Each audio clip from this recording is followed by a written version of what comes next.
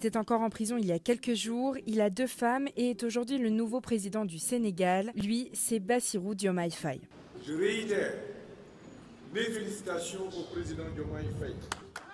Cette élection marque un tournant dans l'histoire du pays, puisque pour la première fois en 12 élections présidentielles au suffrage universel, un candidat de l'opposition remporte la victoire dès le premier tour. Il devient ainsi le 5e et plus jeune président de ce pays de 18 millions d'habitants. Faye, issu d'une famille modeste d'agriculteurs, a suivi le chemin de l'opposant Ousmane Sonko en passant le concours de l'ENA au Sénégal avant de prendre la tête du syndicat dirigé par ce dernier. En 2014, ils fondent ensemble le parti politique PASTEF. Après avoir travaillé en tant qu'inspecteur des impôts, Faye s'est discrètement lancé en politique, suivant les traces de son mentor. En avril 2023, Faye est inculpé et écroué pour outrage à magistrat, diffamation et actes de nature à compromettre la paix publique, après la diffusion d'un message critique contre la justice dans les affaires Sonko. Il est finalement libéré le 15 mars dernier. Faye se présente comme une alternative à l'hyperprésidentialisme, incarnant ainsi une nouvelle génération de politiciens. En m'élisant président de la République, le peuple sénégalais a fait le choix de la rupture pour donner corps à l'immense espoir suscité par notre projet.